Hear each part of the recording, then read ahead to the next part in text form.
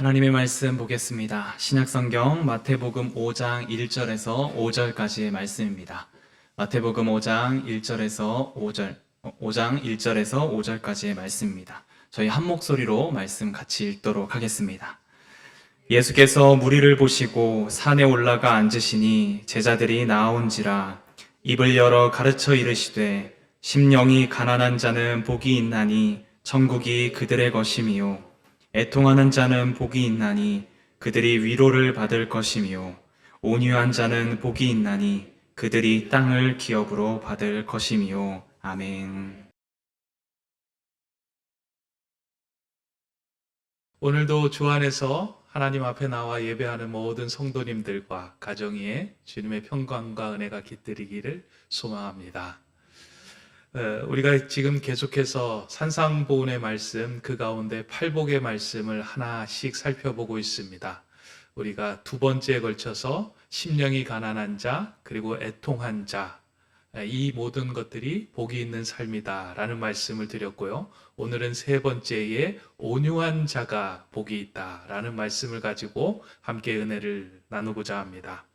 예수님의 그 말씀과 복음서의 상황을 좀 더 입체적으로 이해하기 위하여서는 우리는 그 예수님 시대에 대한 시대적인 상황과 정치적인 배경을 좀 이해할 필요가 있습니다. 특별히 예수님과 함께 만났던 사람들이 누구인지, 예수님과 또 논쟁을 벌였던 사람들이 누구인지, 예수님과 마찰을 겪었던 사람들이 누구인지, 그리고 예수님 주변에 모여든 사람들이 누구인지를 좀 알면 예수님께서 사용하셨던 언어나 예수님께서 사용하셨던 말들에 담긴 의미가 더 입체적으로 도드라지게 나타나게 됩니다. 그 가운데 우리가 좀 머리에 염두에 두고 복음서를 읽어야 하는 사람들이 있습니다. 성경에서는 특별하게 대두되고 있는 유대의 3대 종파라고 불리우는 사람들인데요. 유대에는 예수님 당시의 유대에는 세 개의 종파가 있었습니다. 우리가 잘 알듯이 사두개파, 바리새파, 그리고 에세네파라고 불리는 3대 종파가 있었습니다. 바리새파라고 하는 것은 여러분들이 아시듯이 율법과 의로운 삶에 관심을 두었던 경건주의자들이었습니다. 그 당시에 로마가 이스라엘을 식민지로 삼고 있었을 때 이들은 로마의 정치와 로마의 권력에 야합하지 않고 친유대 세력으로 남아있던 사람들이었습니다. 그래서 하나님의 말씀과 율법을 어떻게든 지키려고 했던 경건주의자들이 바리새파였습니다. 그런데 그럼에도 불구하고 이들이 너무 경건과 형식과 외형에 치우치다 보니까 예수님께서 위선적이고 외식하는 이들이다라고 책망을 받았던 사람들이 이 바리새파에 속하는 사람들입니다. 또 이와는 좀 대척점에 서 있던 사람들이 사두개파라고 하는 사람들인데요. 이들은 대제사장을 중심으로 모여 있는, 그러니까 성전을 중심으로 생활하는 사람들이었습니다. 종교의 지도자였고요. 그 당시에 그러니까 유대 종교를 이끌었던, 그리고 신학적으로 그들이 가지고 있었던 구약의 신약들을 이제 이끌어갔던 사두개인들을 중심으로 모였던 사람들이 이제 사두개파인데요. 이들의 특징은 로마의 정치에 야합하고 그들과 함께 붙어서 종교적인 권력을 얻었던 사람이고 물질적인 권력을 누렸던 인물들이 이제 이 사두개파에 해당되는 사람들입니다. 이들과는 조금 결을 다르게 하는 종파가 있는데요. 에센파라고 하기도 하고 에센 공동체라고 하기도 하는 사람들입니다. 이들은 바리새파와 사두개파가 거하던 예루살렘에 머물던 사람이 아니고요. 이 예루살렘을 떠나서 광야나 사막의 굴에서 거주했던 인물들입니다. 금욕주의적인 생활을 했고요. 수도원적인 영성 생활에 관심을 깊이 두고 있었던 사람입니다. 대표적인 인물이 세례 요한이다라고 말을 합니다. 그래서 광야에서 나는 메뚜기와 꿀을 먹으면서 살아갔던 사람으로서 하나님의 나라를 기다렸던 이렇게 부류의 사람들이 이 에센파 공동체입니다. 유대 종파는 이렇게 사두개파, 바리새파, 에세네파로 구분되는데요. 이러한 종파에 속하지는 않고 있지만 성경에 종종 등장하는 한 공동체가 있습니다. 젤롯파라고 이야기를 하기도 하고요. 열심당이라고 하는 종파들이 있습니다. 이들은 유대 독립을 위하여 모여든 사람으로 게릴라처럼 전쟁을 하며 무력으로 로마를 몰아내고 유대의 그 땅을 회복시키고자 모였던 사람들이 이 열심당원들이었습니다. 그래서 이 열심당원들은 독립을 위하여서 로마의 군인들과 로마의 정치와 결탁한 유대 사람들을 죽이는 것을 서슴지 않고 행했던 인물입니다. 그래서 이 사람들은 품속에 이제 짧은 단도, 시카라고 하는 것을 이제 품속에 지니고 다녔던 사람들인데요. 그래서 이 사람들을 시카리라고 불릴 정도로 이제 품속에 단도를 지니고 다니는 사람들, 그 정도로 열심을 내며 유대 독립 투쟁을 했던 인물들이 이 열심당에 속했던 사람들입니다. 이렇게 예수님 시대에는 각자 자신들만이 가지고 있었던 문화적인 색깔, 정치적 그리고 시대적인 상황들을 반영하고 있는 모습들을 그들의 삶과 그들의 모습 속에서 가지고 있었습니다. 그러니까 그들은 사용하는 언어가 달랐고요. 사용하는 문법이 좀 다르게 살아갔던 사람들입니다. 사두개인과 바리새인들에게 있어서는 가난한 것, 그리고 애통해하는 것, 이것들은 하나님으로부터 벌을 받은 것이고 하나님으로부터 죄를 지은 결과다라고 생각을 했던 사람들입니다. 그러기에 정치적인 권력과 그들하고 야합을 하더라도 부유하게 살아가는 것이 어쨌든 하나님으로부터 복을 받은 것이다 라고 생각을 했습니다. 또한 그 당시에 이제 로마의 세력에 식민지로 살아가고 있었던 이스라엘 사람들에게 있어서 이스라엘의 그 강한 권력에 굴복하여 살아가는 삶은 정말 그들의 삶 속에서 경계해야 할 모습이며 피해야 할 모습이라고 생각을 했습니다. 이 열심당들에게 있어서는 유순하고 부드럽고 모든 사람들을 품어주는 그런 삶이 아니라 강하고 용맹한 삶이 온전히 그들이 쟁취하고 가져야 할 모습이라고 그들은 생각을 하고 있었습니다. 오늘 우리가 살펴보는 이 팔복의 복 선언은 앞서서 이제 두 가지, 가난한 자가 복이 있다, 애통하는 자가 복이 있다라는 말과 같이 역설적인 의미를 담아내고 있는 표현입니다. 근데 이 역설적이 어떤 누구를 대상으로 역설적인가? 저는 이제 성경 본문을 지난주 내내 묵상을 하면서 이 말씀은 그 당시에 예수님 주변에 모여들었던 열심당들을 향한 마음들, 그들의 문화, 그들의 언어를 새롭게 하는 표현이었겠구나라는 생각이 들었습니다. 왜냐하면 예수님 당시의 열심당원들은 유대 땅의 회복과 독립을 얻기 위하여 그들에게 필요한 것은 강력한 힘과 용맹함이었습니다. 그래서 그들이 가장 경계하는 자세는 로마의 강한 압제에 길들여져가는 그런 모습과 유순한 태도들이 그들이 가장 꺼려한 모습이었습니다. 우리가 땅을 얻고 획득하려면 강력하고 용맹하게 이 세상에서 살아가야지 유순하고 온유하고 부드러운 모습으로는 절대 땅을 얻을 수 없다라고 생각해 강력하고 용맹함을 품었던 사람들이 이 열심당원들이었습니다. 그런 중에 예수님의 이적과 말씀 속에서 그들은 새로운 나라를 열어갈 수 있는 희망을 발견하고 예수님 주변으로 모여든 것입니다. 그들의 눈에 비친 예수님은 로반을 전복시키고 새로운 평화의 시대를 열어갈 수 있는 통치자로 예수님이 보였습니다. 그래서 그 사람들 중에 일부들은 예수님이 이적을 보여주거나 놀라운 일을 행할 때 항상 예수님을 왕으로 세워서 이스라엘 나라를 다시 회복하고 로마의 권력들을 전복시키고자 했던 일들이 예수님의 삶 가운데 비일비재하게 나타났던 것입니다. 특별히 예수님의 제자 중에도 열심당원이 있었습니다. 우리 시몬이라고 하는 사람이요, 베드로 말고 시몬이라고 하는 사람을 소개할 때 열심당원이었던 시몬이라고 이야기를 합니다. 이처럼 예수님 주변에는 이 열심당원들이 많이 모여 있었고요, 예수님을 통하여 그들의 땅과 그들이 원하고 있었던 것들을 쟁취하고자 그들 앞에 모여들어 예수님의 말씀을 경청하고 있었을 것입니다. 그러한 그들에게 예수님은 이제 세 번째 복선언을 하며 이렇게 말씀합니다. 온유한 자는 복이 있나니 그들이 땅을 기업으로 받을 것이며.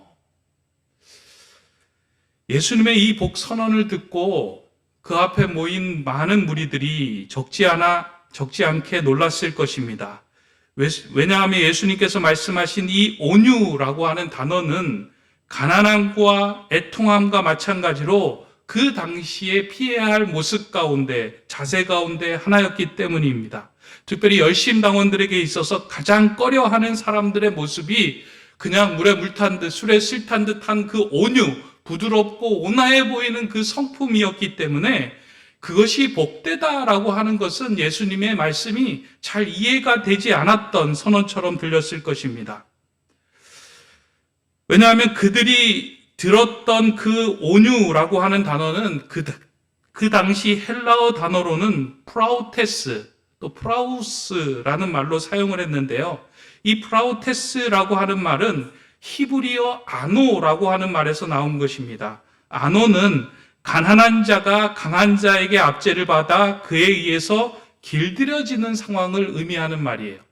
다시 말해서 이제 노예가 돈에서 주인집으로 팔려갔을 때 처음에는 그 노예로 살아가는 것이 많이 힘들고 어려워서 저항을 하다가 어느새 시간이 흐르고 어느새 주인의 말에 따라서 자신의 모습들이 길들여져 가는 그런 상황 속에서 하인이 되어가는 그 모습을 온유라고 표현했던 것입니다. 그러다 보니 로마의 압제로부터 벗어나 독립을 쟁취해야 하는 사람들에게 있어서 이 온유라고 하는 단어가 좋게 들려올 이유가 없었던 것입니다. 그리고 그 온유함이 땅을 기업으로 받는다는 말도 이해가 되지 않았을 것입니다. 그런데 앞서서 말씀드린 것처럼 예수님께서 말씀드린 모든 팔복의 단어는 역설적인 의미가 담겨져 있습니다. 가난한 자가 복이 있고 애통한 자가 복이 있다는 것 자체로 그 자체 속에 하나님의 복이 담겨 있듯이 온유 역시도 그 당시에는 이해가 되지 않지만 하나님 나라의 언어와 관점으로 볼 때는 가장 중요한 의미가 담겨 있던 자세였고 삶의 모습이었습니다. 예수님은 그런 온유라는 단어의 의미를 알고 있음에도 불구하고 모인 사람들에게 그와 같이 온유한 자가 복이 있다라고 말씀하면서 그들의 시선과 관심을 새롭게 끌며 말씀했던 것입니다. 하나님 나라의 관점에서 볼 때 예수님은 이 온유라고 하는 것이 하나님 나라를 세워가는 가장 중요한 덕목 가운데 하나임을 알고 있었습니다. 무엇이 그렇게 하나님 나라를 세워가는 귀한 도구로 온유가 사용되었을까? 이것을 좀 알아가기 위해서는 성경에 있는 내용들을 좀 살펴볼 필요가 있고요. 또 예수님께서 말씀하신 그 온유의 의미가 무엇인지를 다시 한번 상고해 볼 필요가 있습니다. 예수님께서 말씀하신 온유의 가장 핵심적인 의미는 하나님께 붙들려 길들여진다라는 의미가 담겨져 있습니다. 그러니까 열심당원들에게 있어서는 로마에 붙들려 길들여지는 것이 온유라고 생각했다면 예수님은 가장 강력하고 이 땅을 주관하시는 하나님께 붙들려 길들여지는 삶의 자세가 온유이며 그 온유의 삶을 통하여 하나님의 나라를 경험하고 세워갈 수 있다라고 말씀한 것입니다. 온유는 조금 전에 말씀드렸듯이 프라우테스라고 이야기를 하는데요. 이것은 거친 들판을 뛰어다니던 야생마가 사람에게 붙들려 그에게 길들여지는 것. 그것을 온유라고 합니다. 그래서 유대 열심당원들에게 있어서는 유대 사람들을 압제하고 길들이는 주체가 로마라고 생각하였지만 하나님 나라의 관점에서 볼 때 가장 중요한 온유의 모습은 하나님께 붙들려 길들여지는 그 삶이 될 때에 다른 세상의 어떤 것에도 길들여지지 않는 존재가 된다라는 그 말씀을 하신 것입니다. 우리가 살아가는 세상은 과거의 로마보다 우리를 더 길들이려고 하는 것들이 많이 있습니다. 어느새 우리는 알게 모르게 물질에 길들여져 물질 중심의 삶을 살아가고 있습니다.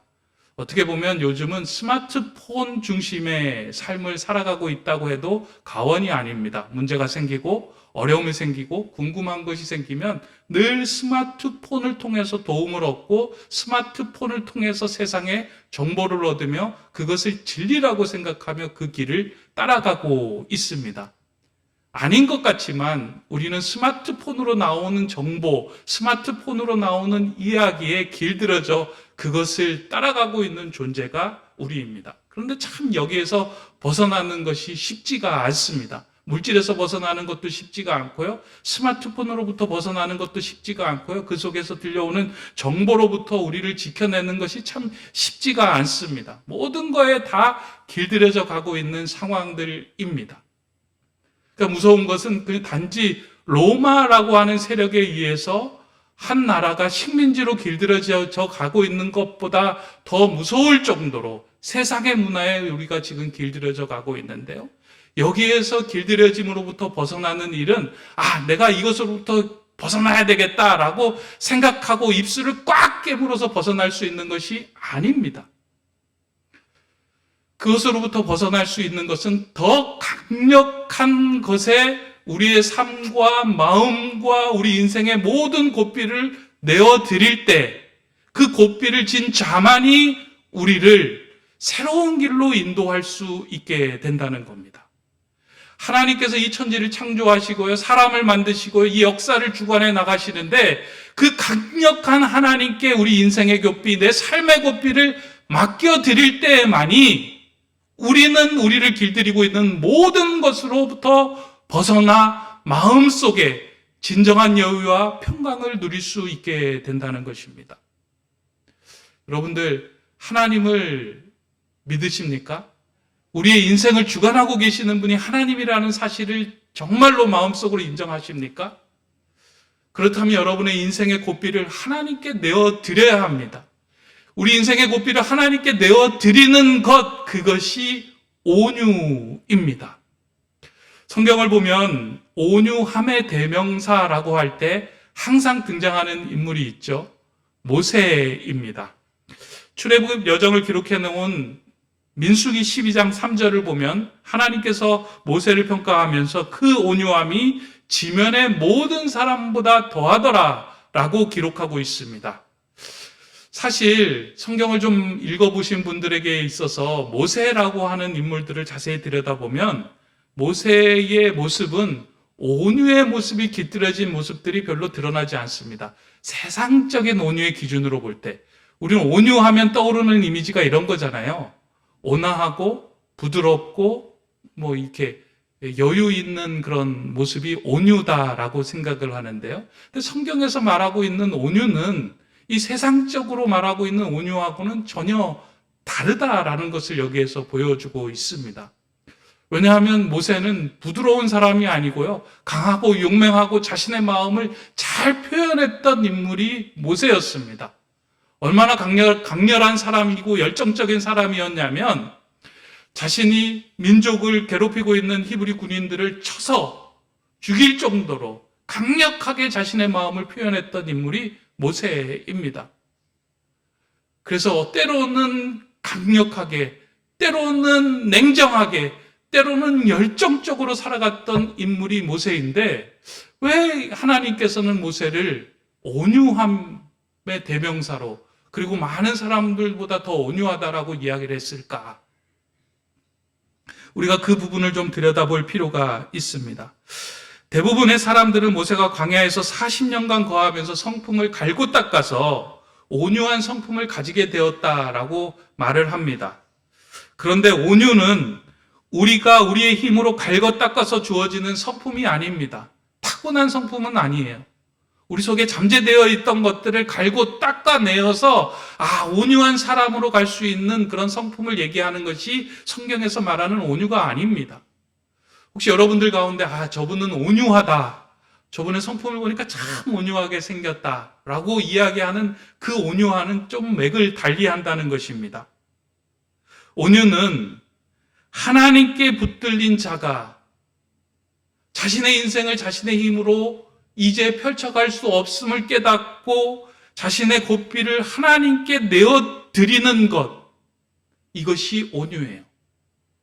그러니까 온유는 한순간에 이루어지는 것이 아니고요, 하나님과 깊은 관계 속에서 자신의 모습을 보고 깨닫고 애통해하며 결국 내 인생의 주인은 하나님이십니다 하고 두 손 들며 내 인생의 고삐를 하나님께 내어드리는 것이 온유의 삶이라는 겁니다. 그런 맥락에서 볼 때 우리가 앞서서 살펴보았던 팔복의 순서는 이 사람이 한 사람이 하나님의 사람으로 빚어가는 그 순서를 담고 있음을 우리에게 보여준다라고 생각이 될 수 있어요. 가난하다, 심령이 가난한 자, 하나님 앞에 서니까 내가 영적이 무일 뿐이고 영적으로 파산된 존재라는 것을 깨닫는 거예요. 그 모습을 보고 내 안에는 선이 없음을 보고 하나님 앞에서도 늘 악으로 죄로 치닫는 나의 모습을 보며 애통해하는 거예요. 내 인생 이렇게 해서는 나는 도저히 하나님께로 나아갈 수 없다라고 생각해서 하나님께 인생을 고삐를 맡겨드리는 것, 그게 온유인 겁니다. 그런 의미로 볼 때 심령이 가난한 자, 애통하는 자, 이와 같은 첫 번째, 두 번째 복에 머물러 있으면서 자신의 상황을 보며 진정 내 인생을 이끌어 가실 분이 하나님이라고 인정하며 고삐를 맡기는 삶이 온유한 자의 모습이다라는 겁니다. 모세는 자신이 붙들었던 삶의 고삐를 하나님께 맡깁니다. 이 민수기 12장 3절을 보면은요, 모세의 온유함이 지면의 모든 사람보다 더하더라라고 이게 말이 나온 그 배경이 있잖아요. 모세가 이제 출애굽 여정 가운데 힘들었는지 이제 새로운 아내를 받아들입니다. 그 출애굽 여정 속에서 그 아내가 성경에서는 구스 여인이다라고 기록을 하고 있는데요. 구스 여인은 이제 북아프리카, 지금의 이제 에디오피아 여인이다라고 이야기를 하고 있는데, 이스라엘의 그 사람이 아니라 에디오피아 이방 여인을 아내로 취하는 상황들이 이루어지는데요. 이 모습을 보고 모세의 누이인 미리암과 형인 아론이 모세를 비방하기 시작합니다. 뭐라고 비방하냐면요, 야, 하나님께서 모세 너에게만 이야기를 했냐? 우리에게도 이야기를 했다. 지금 너가 가는 길이 온전하지 않다. 너가 행하는 길이 온전하지 않다. 하나님이 너에게만 말씀하였겠느냐? 우리에게도 말씀하였다 하면서 모세의 리더와 모세가 행한 일에 대해서 비방하기 시작을 합니다. 이때에 모세가 이전 같았으면 그들을 붙들고 내가 왜 이런 일을 행하는지 자기를 변호하고 자기에 대한 생각들을 그들 앞에 다 쏟아냈을 텐데, 성경에서는 그에 대해서 모세는 한마디도 하지 않았다라고 이야기를 합니다. 민수기 12장 2절에 보면 이렇게 기록이 되어 있습니다. 그들이 이르되 여호와께서 모세와만 말씀하셨느냐 우리와도 말씀하지 아니하셨느냐 하며 여호와께서 이 말을 들으셨도다. 모세는 이들이 하는 말을 하나님이 들으셨음을 깨달았고 인정을 했다는 거예요. 나를 비방하는 것, 지금 나를 힘들게 하는 것, 이 이야기는 나도 힘들지만 사실 이 이야기는 하나님이 듣고 하나님이 풀어주셔야지만 온전하게 풀리는 것임을 알고 하나님께 그 인생의 고삐를 맡겼던 거예요. 하나님이 변호하시게 두었던 거예요. 이게 온유한 사람의 모습입니다. 오늘 우리가 살아가면서요, 이렇게 이 마음을 갖는 게 참 어려워요. 우리가 부당한 대접을 받으면 그 사람에게 나가갖고 당당하게 이야기하는 것, 그래야 땅을 차지하고 내 권리를 찾는 거고 그래야지 온전하게 사는 것이라고 이 땅은 이야기해요. 그러나 하나님 나라에서는 하나님이 이 모든 것을 주관하시기 때문에 잠잠하게 하나님 앞에 머물러 있었을 때 하나님이 그 문제를 풀어주시고 하나님이 가장 선한 걸로 인도해 주신다 하는 그 믿음으로 나아가는 삶입니다. 하나님께서는 그 상황을 보시고 직접 강림하셔서 모세의 상황을 변호하시고 미리암과 또 아론에게 말씀해 주셨습니다. 온유함은 우리의 삶을 주관하신 하나님께 붙들려 그의 방식으로 우리의 삶이 점차 바뀌어가는 것을 의미합니다. 하나님의 더 크신 뜻에 내 삶을 순복하여 맡기며 돌려드리는 것. 이러한 온유의 삶이 가장 결정적으로 모여있고 드러나는 것은 예수님의 십자가의 사건입니다. 하나님의 아들로 이 땅에 오신 예수님은 십자가의 방식이 아닌 다른 방식으로도 복음을 전하고 구원을 선포할 수 있었습니다. 그러나 하나님께서 택하신 십자가의 방식이 가장 온전한 구원의 방법임을 신뢰하고 하나님께 고삐를 맡긴 어린 양처럼 묵묵하게 십자가의 길을 순종함으로 걸으셨습니다. 그 길로 인하여 모든 사람들이 구원을 얻는 귀한 역사가 이루어졌습니다. 그래서 예수님은 자신의 성품을 온유하다라고 성경은 기록하고요. 이러한 온유함은 나와 함께하는 모든 사람들이 지녀야 하는 하나님 나라를 향하여 가는 자세이다라고 말씀합니다. 그렇게 하나님께 고삐를 맡기는 사람들의 마음에는 쉼과 평안이 주어지니 너희도 내게 와서 내 인생에 고삐를 맡기지 않겠느냐라고 예수님께서 말씀하십니다. 그것이 우리가 잘 아는 마태복음에 나오는 성경 구절이잖아요. 수고하고 무거운 짐진 자들아 다 내게로 오라. 내가 너희를 쉬게 하리라. 나는 마음이 온유하고 겸손하니 나의 멍에를 메고 내게 배우라. 그리하면 너희 마음이 쉼을 얻으리니 이는 내 멍에는 쉽고 내 짐은 가벼움이니라 하시니라. 이 말씀을 한마디로 한 문장으로 풀어낸다면 네 인생의 고삐를 나에게 줄 수 있겠니? 내 삶을 나에게 온전히 맡기고 내 인생을 온전히 주관하는 자가 나임을 알겠니? 인정하겠니? 신뢰하겠니? 하는 말을 풀어서 쓴 내용입니다. 그렇게 인생의 고삐를 맡기는 사람에게요, 예수님께서 말씀합니다. 마음의 쉼을 얻고 평강을 얻고 그로 인하여 땅을 얻게 될 것이다 라는 말씀을 우리에게 주십니다. 온유함으로 하나님께 내 인생의 고삐를 맡길 때에 우리의 삶은 세상에 끌려다니는 삶이 아니라 세상을 끌어당기는 삶이 될 수 있습니다. 한 가정의 가장이 온유할 때 어떠한 변화가 생길까? 여러분들의 가정의 가장이 온유한 성품, 온유한 마음, 온유한 자세를 지닐 때에 그 가정에 어떠한 변화가 생길까요? 저는 그 가정에 꽤 큰 변화가 생긴다라고 생각이 됩니다. 왜냐하면 이 가장이 하나님께 인생의 고삐를 맡겼을 때요, 그 가정에서 여러 가지 어려운 상황이 올 때마다 흔들리고 불안해하는 것이 아니라 그 가장은 담대해집니다. 어렵지만 하나님께서 이 일 풀어가실 거야. 염려하지 마. 하나님께서 내 인생 책임져 주실 거야. 우리 자녀들이 어려움을 당했을 때요, 하나님께 인생을 맡기고 온유함으로 살아가는 자는 야 어떡하냐 지금 죽게 생겼다라고 호들갑을 떠는 것이 아니고요, 걱정하지 마. 하나님 내 인생 책임져 주시지 않니? 우리의 영적인 아버지가 하나님이지 않니? 육신의 아버지가 이렇게 걱정하는데 하나님 아버지께서 내 인생을 책임져 주지 않으시겠니? 하면서 그 아이를 격려하고 그 아이에게 마음을 넉넉하게 해줄 때 그 아이가 설 자리가 만들어지는 거예요.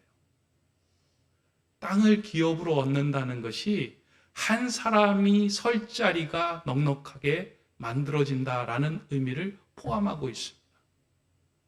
반대로요, 한 가정의 가장이 마음에 온유함이 없을 때 그 가정에 들어설 자리가 생기지 않습니다. 내 마음, 내 고집, 내 계획대로 꽉 차져 있는 그 틀 안에 누군가 발을 딛기가 너무나도 힘들어지는 거예요. 그 고집에, 그 계획에, 그 생각에 맞지 않으면 칼로 차단하며 쳐낼 때 하나님이 역사하실 틈도 없고 자녀들이 설 자리도 없어지는 것, 이것이 땅을 기업으로 받지 못하는 모습입니다. 우리의 마음이 온유한가 온유하지 않은가를 한번 들여다보기를 원하신다면 과연 나는 누군가에게 설 자리 땅을 마련해 주는 사람인가 아닌가? 내 주변에는 사람들이 모여서 하나님의 나라의 이야기를 하는 사람들이 많은가 아니면 내가 선 그 자리를 사람들이 피하고 그 자리의 땅이 너무나도 협소해 들어오기를 꺼려 하는가? 이것을 보면 됩니다. 산상보훈에서 예수님께서 말씀하신 온유한 자가 얻게 되는 땅은 1차적으로 하나님의 나라를 의미하는 것입니다. 그러니까 마음이 온유하고 하나님께 인생을 맡긴 자들에게는 하나님의 나라를 경험하게 됩니다. 그러나 그 하나님의 나라는 우리가 죽어서 가는 그 하나님의 나라가 아니고요. 오늘 이 땅을 살아가면서 우리의 현장에서, 삶의 현장에서 이루어지는 하나님의 나라 설 땅을 이야기하는 것입니다.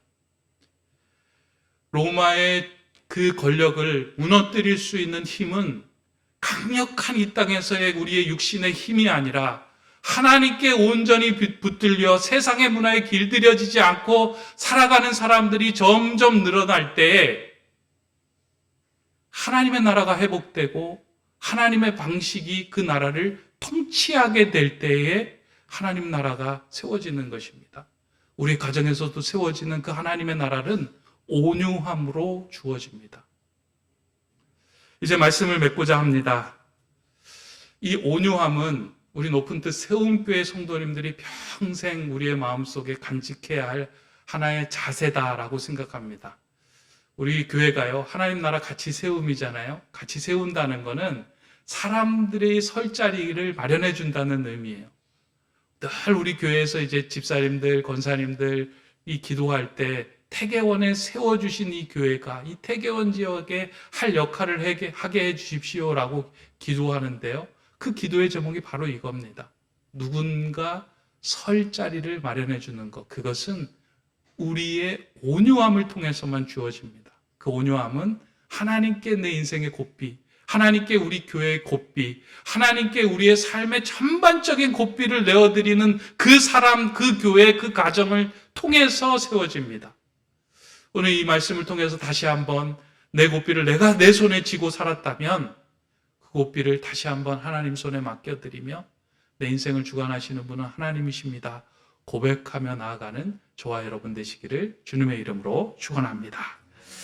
기도하겠습니다. 사랑의 하나님, 세상에 길들여져 있는 우리의 고삐를 거두어 내 인생의 주인이신 하나님께 내어드리는 삶을 살고자 합니다. 하나님, 우리를 통하여 하나님 나라와 하나님 나라의 그 땅을 세워가고자 하는 그 이끄심에 반응하게 하시고 내 인생의 온유함으로 주님의 길을 묵묵하게 걸어나가는 주님의 백성 되게 하여 주시옵소서. 그래야 우리가 선 자리마다 세상에서 지치고 힘든 자들이 들어설 수 있는 영적인 공간을 풍성하게 지닌 복된 삶이 되는 자 다 되게 하여 주시옵소서. 그런 교회 되게 하여 주시옵소서. 예수 그리스도의 이름으로 기도드립니다. 아멘.